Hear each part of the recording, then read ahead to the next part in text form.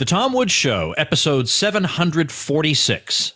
Prepare to set fire to the index card of allowable opinion. Your daily dose of liberty education starts here. The Tom Woods Show. Folks, don't be envious of me just because I'm getting the best shave of my life. Join me.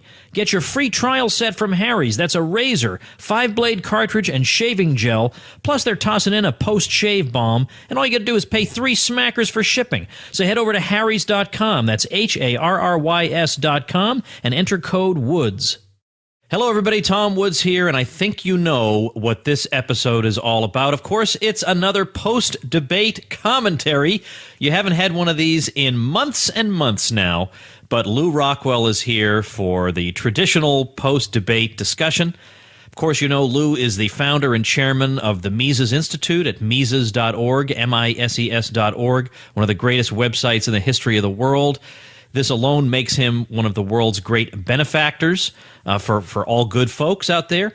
He also served as chief of staff to Ron Paul. He publishes LewRockwell.com, which all the cool people read every day, and he's all around a great guy. When you're at LewRockwell.com, you want to look at his blog, and he's got 2 blogs there. In particular, you want to look at the Political Theater blog, because there you can follow Lew's commentary. In fact, I'm going to ask Lew about the future of the Political Theater blog in just a minute. But I love reading that Political Theater blog because boy, does he dig up some juicy stories. Lew, good morning. Good morning, Tom. Great to be with you as usual, and after our long hiatus. Yes, I know. It's been awful. Well, I don't know if no, actually, it's not having to watch a debate's been good. Not talking to you has been awful. Before we get started, what's going to happen to can you tell us what you're planning to do with the Political Theater blog after the election? Well, I think I'm going to just see what people want. By how much they read. So there are people who want to continue it, especially if Hillary is in the White House. There'll be a lot of hot stuff to talk about. But with Trump in the White House, too, there's my guess. So it may continue if there's readership. It gets great readership now, and that's what's going to determine. I'm going to continue it. If people are not interested and don't read it, then I probably will not continue it. So I'm just going to let the people be the judge. All right. How about that? Okay. So I vote for you continuing it, but that's for my own selfish reasons. You get more than one vote, Tom. I appreciate that. Thank you very much. All right. What's your overall impression from last night? Well, I think that Lester Holt was, of course, in the tank for Hillary, like all the networks. I think that just from the visuals, I thought that it was very interesting to see the 2 faces side by side during the entire debate. I thought that Trump, whatever was wrong with his facial expressions, was all honest. It was exactly what you could tell what Trump was thinking by looking at his face.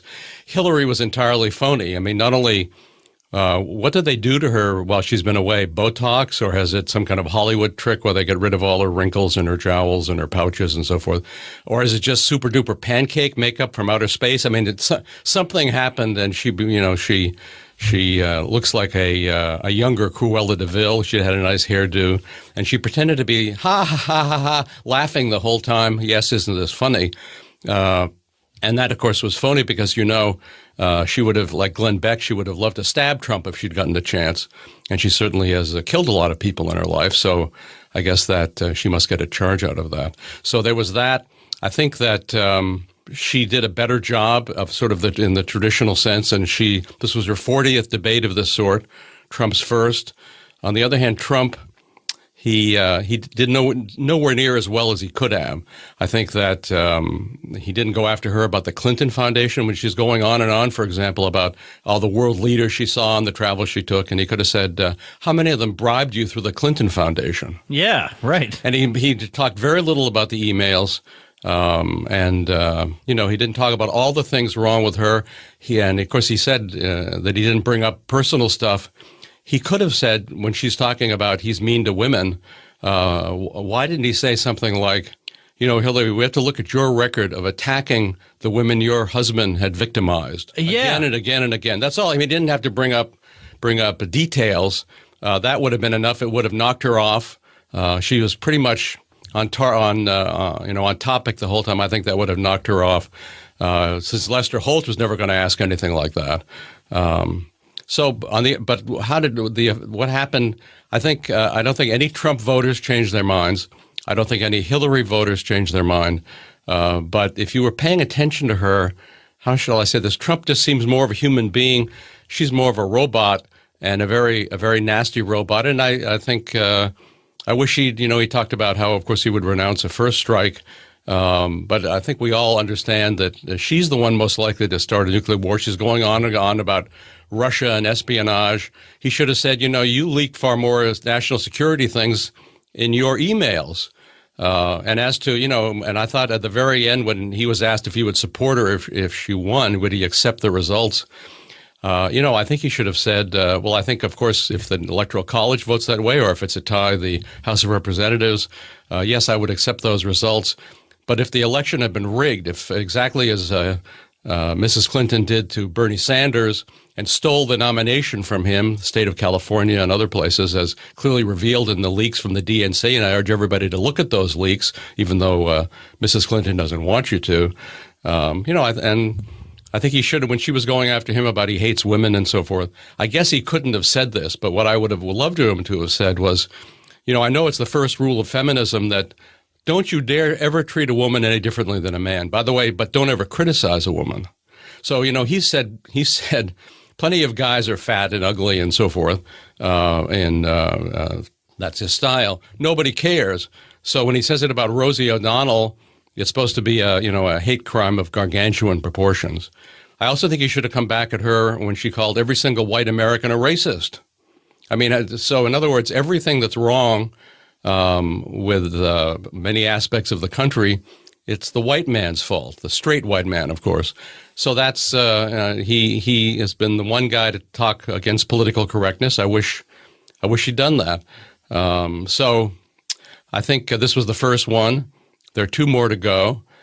He's got a chance to hone his game, and my guess is he will. I think he listened to some bad advice about treating her in this professorial manner or whatever. And he should have gone after Lester Holt. I think in the next, I think she called him, by the way, Donald during the entire thing. He always called her Secretary Clinton, and so forth. And he called Lester Holt Lester. Shouldn't have called Lester Holt. He should have called him Mr. Holt. It makes it easier to attack him, and he should have attacked him. His people love it. Americans don't trust the media. They don't like the media. I don't know if you saw the hilarious article in the Washington Post yesterday saying, don't call us the media. We're not just one blob. We're all individual newspapers and TV stations, all seeking the truth and so forth. Well, they are a blob. So it's he should attack the media. He should attack her. And she certainly got out the knife and tried to slit his throat right at the end in the most personal and nasty way, showing for the moment the real Hillary peeking out of that mask of pancake. And so I think my guess is he learned. I don't know whether this is Kellyanne, his campaign manager, responsible for this. My guess is it's not the Breitbart guy. But I think he'll do better the next time. And I think this didn't change anything. And as Joe Bob Briggs pointed out, he said, if we judge this by the Rocky standard, he's still standing after a fight with somebody who's far more experienced. And he said he had to sort of give it to him on points for that reason. So I don't know. I was disappointed in a lot of what he didn't do. I was disappointed in some of the things he did do. I wish he talked about the Fed more. I wish he talked about what's wrong with NATO more. I wish he talked about, he did bring up the Fed, so that was excellent. And Hillary, who of course has said no president and no candidate for president should ever even discuss the Fed because it can roil the markets. Well, oh yeah, right. Yeah. So he could have talked about, how it looked like Janet Yellen and Hillary were separated at birth. I guess he couldn't talk about that, but it's, so he brought up some good things. He didn't bring up enough good things. My guess is he'll do better. He's a learner. He's smart. Maybe he had bad advice. Maybe it was his own introspection. But I think 2 and 3 are going to be a heck of a lot more interesting. All right, let me go through some of the points you made. First of all, I want to tell people I'm very, very sorry to have to say this, but for the second debate, I won't be able to do a debate episode because the theme cruise that Bob Murphy and I are hosting sets sail that very day. And we ain't going to be watching no presidential debate aboard the Royal Caribbean Liberty of the Seas. That's not going to happen. But we will make sure and get to the third one. And maybe to do penance, we'll do pence for penance, we'll call it, as Lew says. Maybe we'll do the vice presidential debate. All right. Yeah, I want to review some things you said here. First of all, the media, we're not a blob. Don't call us the media. Okay, I'll call you the blob. I think blob is preferable. Secondly, mention of the Fed by a candidate roils the markets. Well, first of all, that is a great argument against the Fed. Yeah. And secondly, that shows what a delicate flower our economy is right now. You can't even talk about one institution without ripple effects through the whole thing. Tom, the Fed needs a safe space. Yeah, you're darn right. Yeah, apparently so. I agree with you on the women of Clinton thing, that if that should have been automatic as soon as she raises the claim that he's anti-woman. I mean, that should have been, yes. Now you launch into and that goes to show, I'm tired of people who say, I don't really need to prepare for a debate. I'm just going to go in there and speak off the cuff. No, I feel like you owe it to the people who follow you, and you owe it to the ideas you say you believe in to prepare as solidly as you possibly can. And it is not something to boast about that you don't prepare for debate. That is not something to boast about. You should be able to be human and totally in command of the facts, totally in command. He's letting her get away with everything. He's letting her get away with the 2008 recession was caused by stupid people like you who want to lower taxes. What? You're going to stand there and let her say that? Yeah. I mean, you should give her an impromptu 30-second lesson on what really happened and talk about Chris Dodd if you want. You can talk about how bipartisan it was. Do whatever you want. But you don't stand there and take that. Then also, I was surprised. I mean, she looked in robust health. She didn't wither after 90 minutes. She didn't have a coughing fit. She didn't have anything. Now, Tom Mullen, who's been a guest on the show a couple times, said his suggested question that Lester Holt should ask is to both candidates, can you tell us what medications both of you have taken in the last 24 hours? But that Lester chose not to ask that particular question. All right, let's jump into some particular things. It's, of course, very bad that Trump more or less agrees with her on paid medical leave. I did an episode on the problems with that, and I'll link to that at tomwoods.com/746, the page for today. So I've already covered the economics of why paid family leave is actually not a good thing, and as usual, it's a case of we're helping families, but you're not really. But then Hillary kept on talking in her discussion of her economic plans about investments. We want to make investments in green energy and infrastructure. So these are all basically fake jobs, because once that job is over, well, certainly infrastructure, once that's over, then what does the guy do? He's built a bridge to a job he doesn't have on the other side. What does he do? There's nothing long-term about that. It's all fake. And her criticism was that Trump allegedly believes in so-called trickle-down economics, where you give tax cuts to the rich and that stimulates the economy. He could have come back and said, how many people in this audience have been hired by a poor person? Can anybody tell me that? Just something simple so that they see his point. But again, he just sat there and took that. And he didn't say, man, your investments are nothing like my investments that actually turn a profit. They're just a bunch of political hacks rewarding their friends. It's all cronyism. But again, missed opportunity, sailing right over, because unfortunately, what he has very much in abundance in terms of enthusiasm, he lacks in terms of intellectual curiosity. It's very, very disappointing. He was letting her get away with murder last night. And of course, she has gotten away with murder. Yeah, I know. I meant more figuratively this time. But you're right. He mentioned the Fed, that it's political and that we're in a big bubble. Yes. And that's more than any other candidate. She didn't dare come back at him over that. Not a word. So I thought that was interesting. Yeah, not a word. Now, what do you think about the tax return thing? Well, I think it hurts some, but I think he let himself get rattled by it. He should have been prepared for it, and he could have said, as you pointed out, You release your Goldman Sachs speeches. You release all your deleted emails. I'll release it, even though my lawyers tell me, well, we're under audit. It's not smart to do it, but I'll go ahead and do it. I don't think I don't think people are going to vote or not vote for him based on whether he's released his tax returns. On the other hand, it discombobulated him last night. So, and of course with the help of Lester Holt too. So. And I don't think he handled the birther thing well. I wish he hadn't ever addressed it to begin with. Some people say that was Mike Pence responsible for him wanting to address it. He just should have said, he could have said something like, this would be very hot. He could have said something, we know less about Barack Obama than any president we've ever had by a mile. So there's lots of stuff. We don't know anything about his family. We don't know anything about his background. We just know the little press releases that the government and the media have put out for us. So is he a citizen? Well, okay. But I'd like to know about his background. I mean, what's the real truth about this guy? And I think it's probably a good idea that he, said that the Clinton campaign, although he did it ineffectively, very ineffectively, was responsible for putting this out. Took him forever to get going. Yeah, and of course it was. And he did mention that hilarious photo of Obama looking like Ajamima in his Somali gear, and So there's a lot to say. We know nothing about Barack Obama's background. So why is that? It's not because there are all kinds of great things about him they're hiding. We don't know anything about his career in this country. We don't know who promoted him all along, how he was able to go to the most expensive private school in the country. His mother, clearly a CIA asset, if not an operative.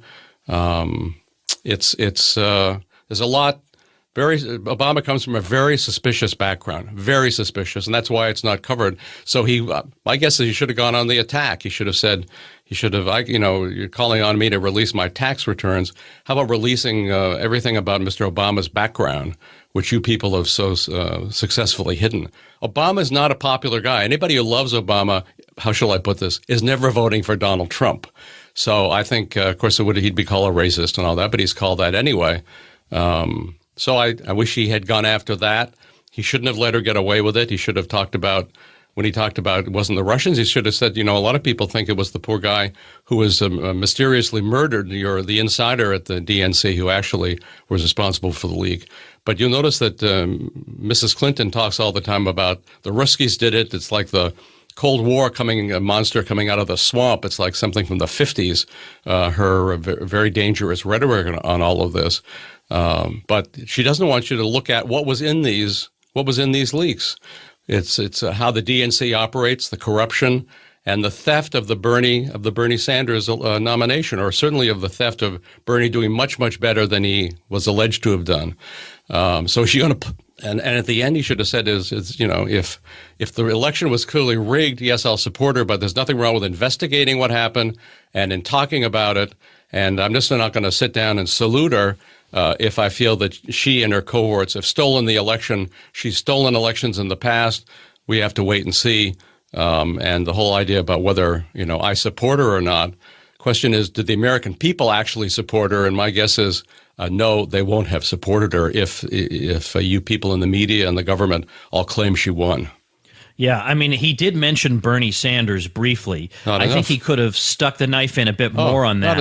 Not enough. Yeah. And he did say that he's got the 56 neocon warmongers who had an ad denouncing him, Republican neocon warmongers, and he could have said, your fellow neocons, your fellow warmongers. He didn't go after her for being a very dangerous warmonger. She wants all these wars, and it's morally bad.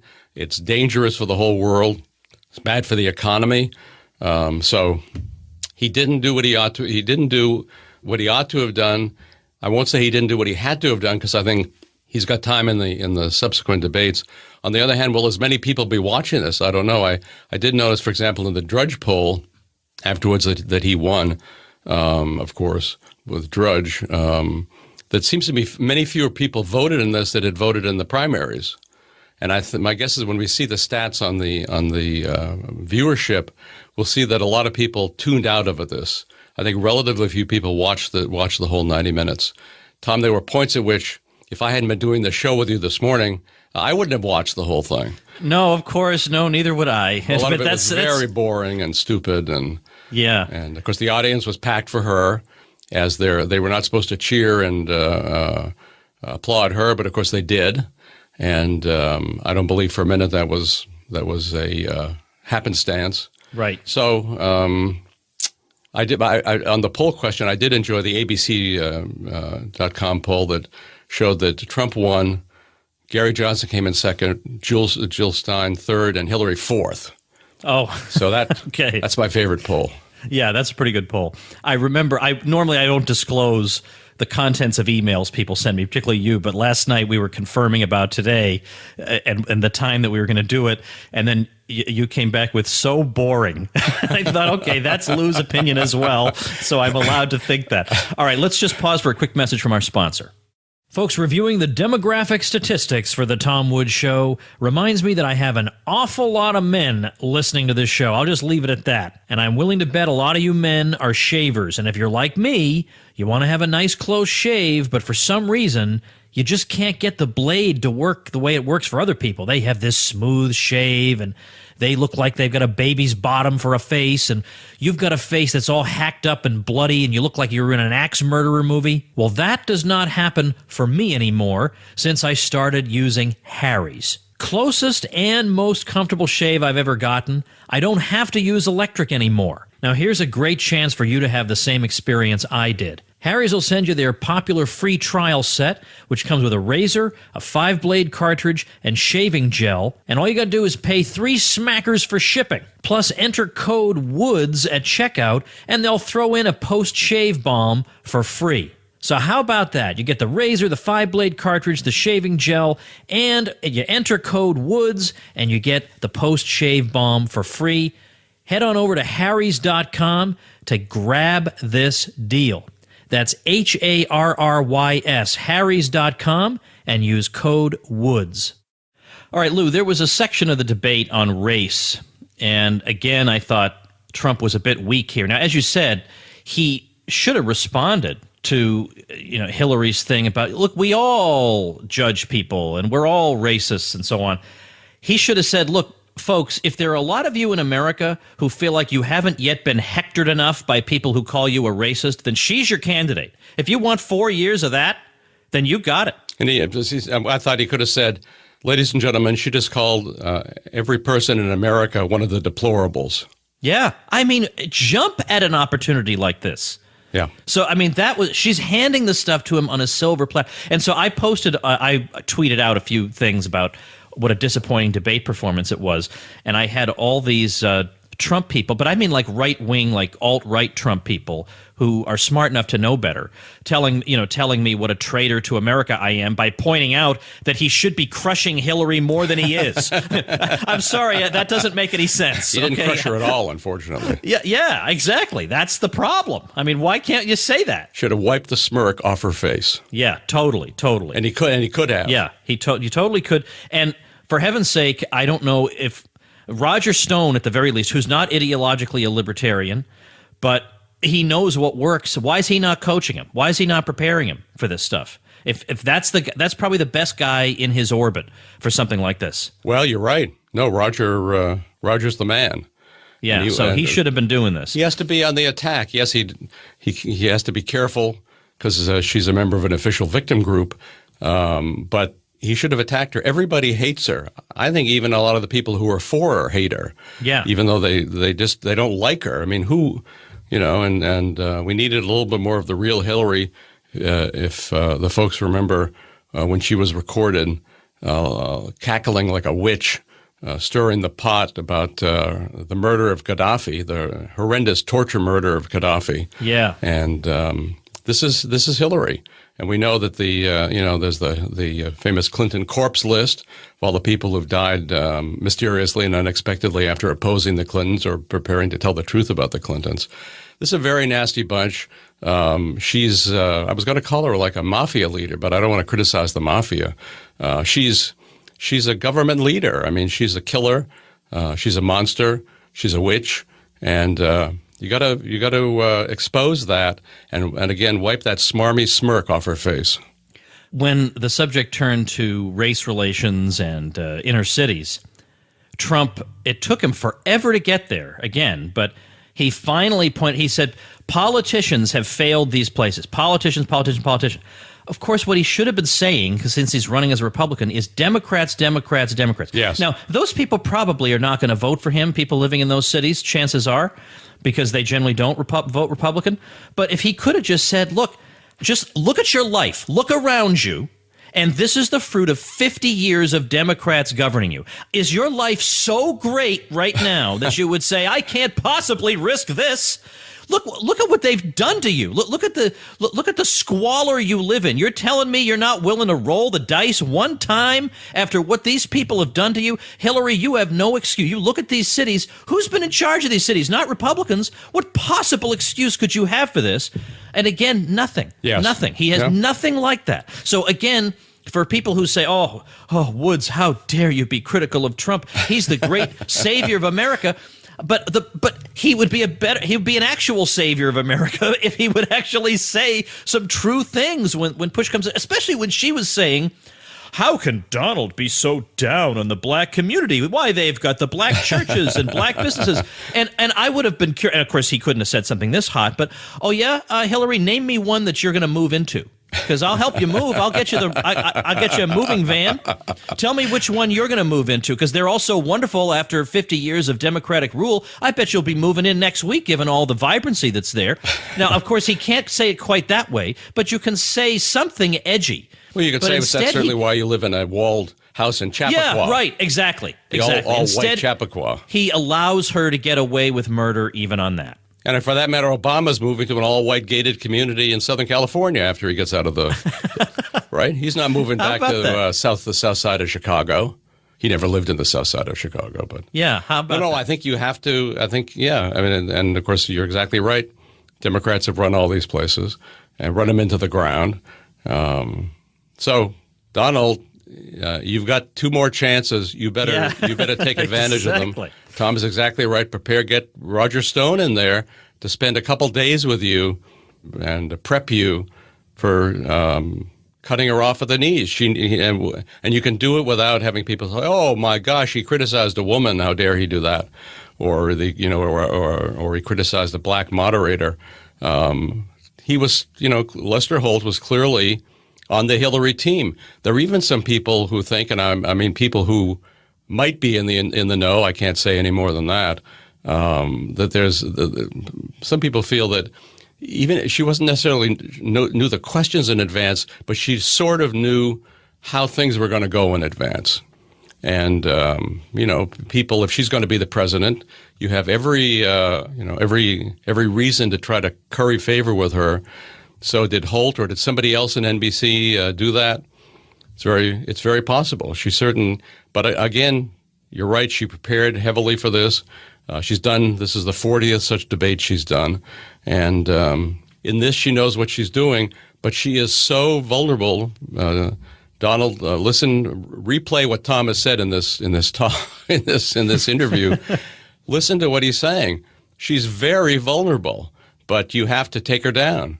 So, And look, it's like at this stage of American history, that's all you have against Hillary. I mean, I know you have Gary Johnson, but I mean, in terms of somebody who's going to come out swinging, unfortunately, this is it. So, I mean, I'd like to see him do well just because she needs to be crushed, basically, and then we'll deal with him later. But she's got to be crushed in front of a live audience. No, plenty wrong with him, of course. But I think we both agree that she's far more dangerous, not only for our own country, but for the whole world. And I think there's a number of things wrong with her, not just physically, but I mean morally and spiritually. And she's a killer. She loves killing. These, of course, are oftentimes the people who rise to the top in the state. So far as we know, Donald Trump has never killed anybody. She's killed tens of thousands of people, maybe many more than that. She certainly has cheered on the killing of millions of people. So what a nasty person. It's Donald. It's your duty. It's your moral duty to take her down. So listen to what Tom is saying, and go after her. And, of course, the media is going to say, oh, my gosh, you misogynist, you dared to criticize a woman. You know what? It doesn't matter. Nobody cares what the media is saying. Nobody. I mean, bear in mind, Hillary gave that alt-right speech where she basically said, this guy is attracting white supremacists on a huge scale and blah, blah, blah. And he's still ahead in the polls. So that goes to show to me, yeah, it'll still ruin your career if people call you certain names. But wow, she pulled out the worst thing you can say about anybody in our society. Much worse than saying you're a libertarian. You can say you're a libertarian and you still can have a decent career. You can't say you're in the alt-right and you still have a decent career. And yet, his poll numbers didn't move. If anything, they moved up slightly because people are sick and tired of it. So that's one favorable thing, that maybe we'll have actual arguments and discussions with each other from now on instead of pointing and shouting, hey, this guy's a so-and-so. All right, well, where are his arguments wrong? Can you do that? Because when you just point and call people a name, it makes me think they might have a good argument. So why don't you actually deal with the arguments for a change? Then on the NATO thing, it's unfortunately another characteristic of Trump that there are times when he'll say something that's pretty good and then he walks it back, or he does the opposite, or he hires neocons for his foreign policy team, or he says NATO is outdated or we don't need it or something, and then he says, oh, I just meant its mission should be updated. We need it to go after terrorism. It should follow us into the Middle East. What is the matter? What is the matter? It's a totally out of date, now bellicose alliance against an enemy that no longer exists. And how many more of these do we need? I mean, and then he can go into his thing, even though our bridges aren't falling down, as David Stockman puts it. If he wants to go into that routine, he can say our bridges are falling down, we got all these problems. The last thing in the world we need is to be fighting against phantom enemies. Say that. Well, it's exactly true, and I guess he can't say that the actual purpose of NATO is, of course, the U.S. occupying Europe and controlling Europe. That is the purpose of NATO from the very beginning, and had nothing to do with stopping the Ruskies. I mean, as you know, the Soviet Union was economically pathetic, had never had the ability to roll into Western Europe and take over those countries against the U.S. and the Europeans. It's always nonsense. Even today, Russia's got the GNP of Italy. How about pointing that out? The idea that, oh my gosh, they're threatening the world and they're going to take over, and you know, it's the whole. It's just like, I don't know. We're listening to Dr. Strangelove again. But time to look at that movie, or Failsafe, or Executive Action, or 7 Days in May. Some of those great movies from the '60s. You know, maybe it's all happening again. Trump is the only hope for stopping Hillary. He has to stop Hillary. If he doesn't, I didn't like that pathetic remark that he'll be on Pennsylvania Avenue even if it's just in his own hotel. Well, yeah, okay. He's got to take her down. Yeah. So, and he's gotten this far. He beat all the other Republicans into the ground, and he obviously he's a brilliant guy. He's not an intellectual, which is okay. But in general, but if you're going to do this, you've got to have the right advisors, and you've got to learn the right things. This is a guy, you know, you don't build a skyscraper just by not preparing for it. Anything he does in his business life, he is extremely detail-oriented, extremely well-prepared, knows every single thing that's going to happen, knows everywhere every dime is being spent. That's why he's so successful. But he's not treating this like that. He has to treat it again like he's building a building. I will say just a very funny thing that I got from Lynn Din, who's the Vietnamese-American writer, some funny quotes from Trump right after the fall of the 9/11, right after the fall of the buildings, and very funny comments from him about how these buildings were made, and funny in retrospect, and the immense amount of steel they had, why the windows were so small in these buildings because they had vast amounts of steel on the outside. He said that's virtually never the case. Usually the steel is just around the elevator shaft. He said these buildings he just didn't understand. He said there had to have been explosions in the building. This is, by the way, a couple of days afterwards, before this became illegal to discuss this. He said there have to have been explosions or something else was going on.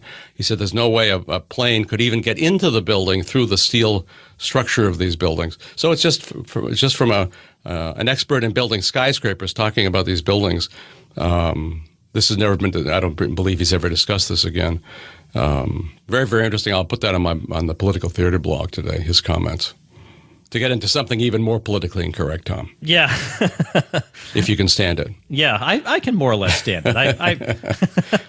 I don't actually know what happened. The only thing I just will point out, like my views of the Kennedy assassination and so many other things, my view of 9/11 is I don't believe the government story. As to actually what happened, I don't know. So, but I don't. I always assume the government is lying, especially in instances like this. So they're not always lying, but it's a safe assumption. They are lying until proven truthful. Yeah, it's a good starting point. Trying to think why not? when was the last time they were proven truthful on how a war started or why they need a particular spending program. There's no wonder Hillary's been successful in politics. She's such a demagogue and a liar.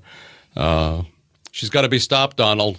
It's your job. You're the only one who can do it. Get going. Yeah, right. Listen to Tom Woods. Call Tom Woods as an advisor, as an economic advisor, and as a campaign advisor. Then you'd be sure of victory. Tom? I just want some entertainment here. That's what I want. I know the political class will, brush the dust off their, off themselves and continue and carry on one way or another. But in the meantime, I at least want to see some interesting fireworks. And unfortunately, we didn't get that just yet. All right, Lew, I'm going to, of course, urge people to check out LewRockwell.com, in particular, Lew, L-E-W, LewRockwell.com. And then when you get there, click Political Theater, because that's where the real sparks fly a lot of times over there. Thanks a lot, Lew. Let's get what's the order now? So the next one is October 9th, and then the vice presidential debate, or yes, I believe that's right. By the way, I'll do something on my podcast. It'll be okay, good. Won't be as good as having Tom Woods on, I should say. Oh, that's nice. Well, look, I'll direct I'll do an autopsy. Okay, and I'll probably have somebody I'll be interviewing too. Again, okay, I'll try and direct some people over to that. Maybe, Tom, we can get the satellite to beam all this, to the ship. We'll have to see. Well, it's not so much that I physically couldn't do it from the ship. It's that I refuse to watch a presidential debate. No, you're going to have it's a great cruise. You and you're going to have this is the Contra Krugman cruise. It's the Contra cruise. That's right. Yeah. So it's going to be tremendous. You and Bob Murphy. It's everybody's going to have a great time. Yeah, except Krugman. And you people who didn't buy the ticket, tough luck. Yeah, that's right. You'll just have to wait and see if we choose to do another one. All right, Lew, thanks a lot. Maybe I don't know. Maybe it should be a political theater cruise or something. Because what's funny. I'll say before we finish, the cruise is happening basically 3 weeks before the election. So the cruise company, which also does the cruise for National Review and these, I think maybe Weekly Standard. They were saying, well, you sure you want to do it then? I mean, aren't your people going to be out campaigning or out involved in different races? I said, my people want to get on a ship and get the heck out of here during this time. You don't know our people. So anyway, we got a great bunch of folks. All right, Lew, thanks a lot. Thank you, Tom. All right, that's going to do it. But before we wrap things up for today, just a couple quick things. I want to tell you what we're doing tomorrow. Remind you that subscribing to the Tom Woods Show is going to make you a smarter libertarian, because I bring such great people onto this show. I become smarter every single day by listening to it. I got tens of thousands of people who have made listening to this show part of their daily routine. So become one of them. You'll see at tomwoods.com/746 easy links to subscribe via iTunes and Stitcher. I want to point out that today, if you're listening to this today, the day of the release, September 27th, 2016, this is the last day of the Bluehost flash sale. I help people start websites and blogs so that we can dominate the internet more than we already do. And when people get their web hosting through my link, I give them a special boost by mentioning their site on my show and talking about it, giving them a coveted backlink on my site. I've got 1.5 million backlinks, so that makes my site SEO gold for you to get linked to by me. I send you a couple of dozen video tutorials to get you started, and I give you the option of joining my private Facebook bloggers group. I have 2 private Facebook groups. One of them is for people who get their hosting through my link, and we plot and we answer each other's technical questions. We help each other out. We got about 100 people in there so far, and it's a great group. So if any of that interests you, check out tomwoods.com/publicity, and that'll show you exactly what you got to do. Very simple. Give you the link to join through, and today Bluehost is offering web hosting at just $2.95 a month. You can lock that in. That's crazy pricing, so you want to lock that in, and then you get all these goodies from me. So tomwoods.com/publicity. Today's the day to do it while you can do it so cheaply. All right, tomorrow we're going to have Dave Howden on, the great economist, who's going to handle an objection that a listener was hearing from a friend, which is that, after all, it's the middle class that creates jobs. It's the working class, because those people go out and spend money in stores, whereas the rich just sit there and let their money sit idly, or they shelter it overseas. And that goes to show they really aren't so valuable to us. What's really valuable is somebody's going to take that money, take his paycheck, and go blow it at the mall. That's what makes the economy go. Is that really so?